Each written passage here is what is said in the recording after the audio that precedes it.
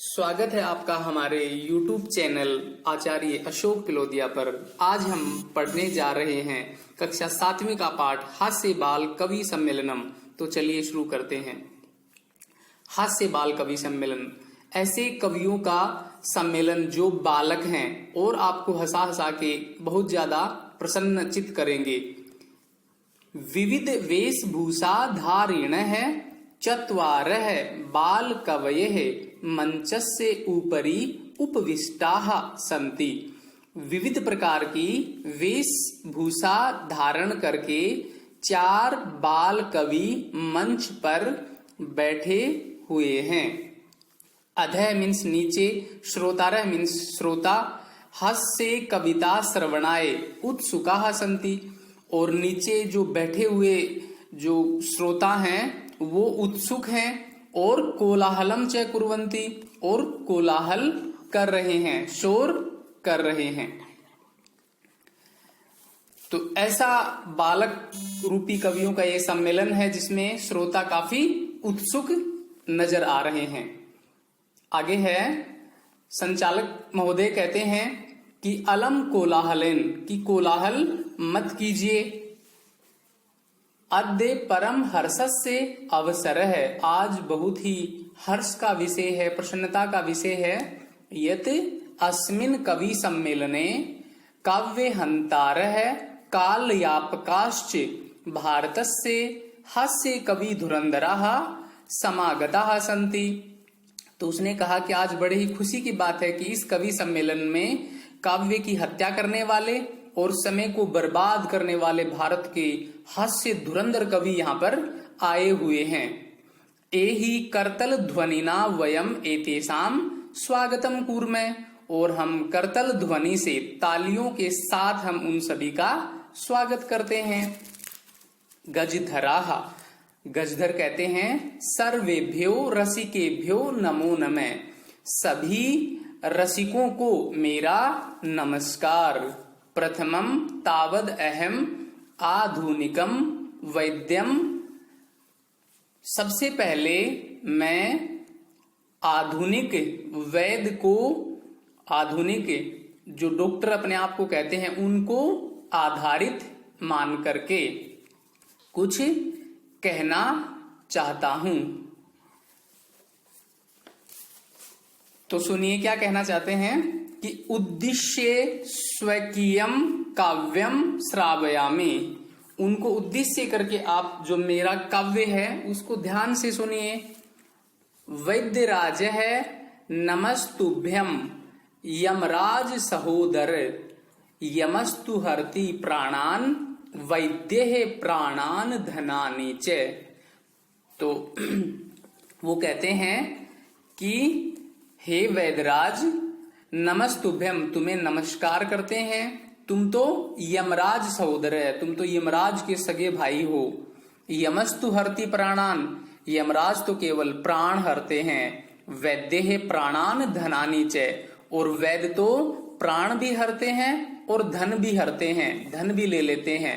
सर्वे उच्चई हसंती, सभी जोर जोर से हंसते हैं। तब कालांतक है, जो कालांतक का रोल कर रहे हैं वो कवि आते हैं और कहते हैं अरे वैद्यास्तु सर्वत्र परंतु न ते मादृशाः कुशलाः जनसंख्या निवारणे ममापि काव्यम इदम शृण्वन्तु भवन्तः। तो वैद्यास्तु, वैद्य प्लस अस्तु, यहां पर दीर्घ संधि है कि उन्होंने, कालांतक ने कहा कि वैद्य तो सर्वत्र, कि आपने वैद्य तो सभी जगह देखे होंगे, परंतु मेरे जैसा जनसंख्या को नियंत्रित करने वाला कुशल वैद्य बहुत मुश्किल से देखा होगा। और ममापि काव्यम इदम शृण्वन्तु भवन्तः, आप मेरा भी काव्य ध्यान से सुनिए। चिताम प्रज्वलिताम दृष्ट्वा वैद्यो विस्मया अगता, कि चिताम प्रज्वलिताम दृष्ट्वा, चिता को जलता हुआ देख करके वैद्य बड़े विस्मय प्रकट करते हैं, बड़ा आश्चर्य प्रकट करते हैं और कहते हैं कि ना हम गतो, कि न तो मैं वहां पर गया, न मैं भ्राता, न ही मेरे भाई वहां पर गए। कस्य इदम हस्त लाघवम, तो ये किसकी हाथ की सफाई है जिससे इस व्यक्ति की मृत्यु हुई है? तो सर्वे पुनः हसंती, सभी फिर जोर जोर से हंसते हैं। सर्वे अत्र सर्वनाम शब्द अस्ति, हसंती अत्र क्रिया अस्ति, हस धातु, उसके बाद तुंदिल है, तुंदस से ऊपरी हस्तम आवर्तयन, अपने मोटे पेट के ऊपर हाथ को फेर करके, तुंदिलो अहम भो, कि मैं तो मोटे पेट वाला हूं, ममापि इदम काव्यम श्रूयताम, मेरा भी यह काव्य सुनिए, जीवने धार्यताम च, और उसको जीवन में धारण कीजिए।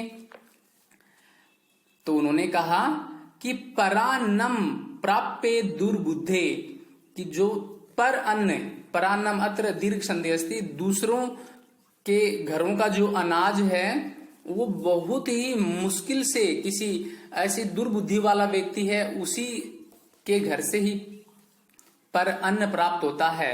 मां शरीरे दयाम कुरु, और जब वो अन्न प्राप्त होता है, वो भोजन प्राप्त होता है, तो कभी भी अपने शरीर पर दया मत करो।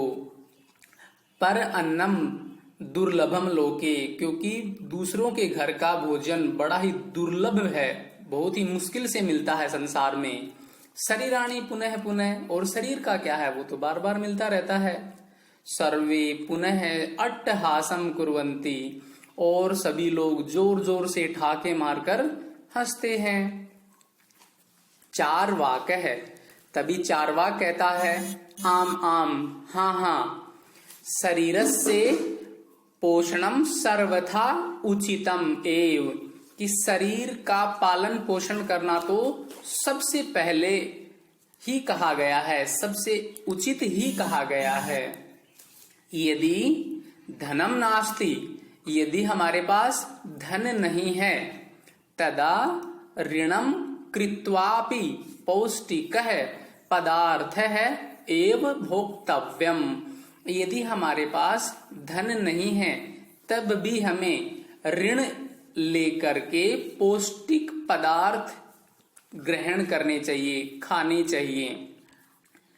तो इसमें कृत्वा अपि, क्री धातु है, कत्वा प्रत्यय है, अपि एक अव्यय शब्द का प्रयोग किया गया है, एव भी यहां पर अव्यय शब्द का प्रयोग किया गया है, भोक्तव्य है, यहां पर भुज धातु के साथ तव्यत प्रत्यय का प्रयोग किया गया है।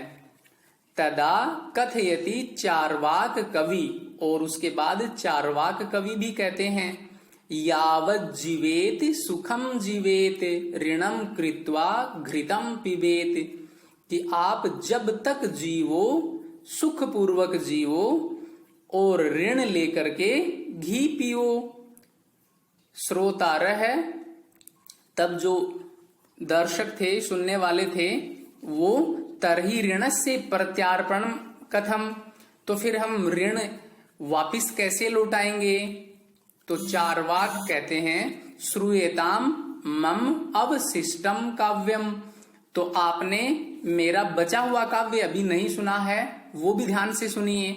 घृतम पीत्वा श्रमम कृत्वा ऋणम प्रत्यर्पयेत जन है, घी पी करके, श्रमम कृत्वा मेहनत करके, ऋणम प्रत्यर्पयत जन, और ऋण को वापिस चुका दीजिए, लौटा दीजिए। हस काव्ये पाठ श्रवणेन उत्प्रेरित है एक है बालको अपि आशु कविताम रचयति, और इस काव्य पाठ को सुनने से प्रेरित होकर के एक बालक कवि ने भी तुरंत एक रचना लिखता है, और हास्य पूर्वकम च श्रावयति, और उसको हंसी पूर्वक सुनाता है। अत्र काव्य पाठ श्रवणेन, अत्र तृतीया विभक्ति अस्ति, तृतीया विभक्ति कारक चिन्हे से द्वारा प्रयोग भवति। बालको अपि, अत्र उत्व विसर्ग संधि अस्ति, अग्रे अस्ति बालक है, वो श्रोता जो आशु कविता रचता है वो सुनाता है, कि श्रूयताम श्रूयताम भो, कि सुनिए सुनिए ममापि काव्यम, मेरा भी काव्य, गजाधरम कविम चैव तुंदिलम भोज्य लोलुपम, कालांतकम तथा वैद्यम चारवाकम च नमाम्यहम। कि गजाधर ने एक कवि की भूमिका निभाई और जो तुंदिल मोटे पेट वाला है वो भोजन का लालची है, कालांतकम और एक समय को बर्बाद करने वाले वैद्य जी हैं, और जो चारवाक कवि हैं उन सभी को मैं नमस्कार करता हूं। काव्यम श्रावयित्वा हा हा इति कृत्वा हसति, और काव्य सुनकर के सभी लोग हा हा हा हा करके हंसते हैं। अन्य चापी हसंती, और दूसरे लोग भी हंसते हैं। सर्वे गृहम गच्छन्ति, और उसके बाद सभी लोग अपने घर चले जाते हैं और प्रसन्नता व्यक्त करते हैं। प्यारे दोस्तों, जैसा कि YouTube चैनल पे हमारे वीडियोज अपलोड हो रहे हैं, मैं उम्मीद करता हूं आपको अच्छे भी लग रहे होंगे। तो प्लीज इसको लाइक कीजिए, सब्सक्राइब कीजिए और अधिक से अधिक मात्रा में शेयर कीजिए। धन्यवाद।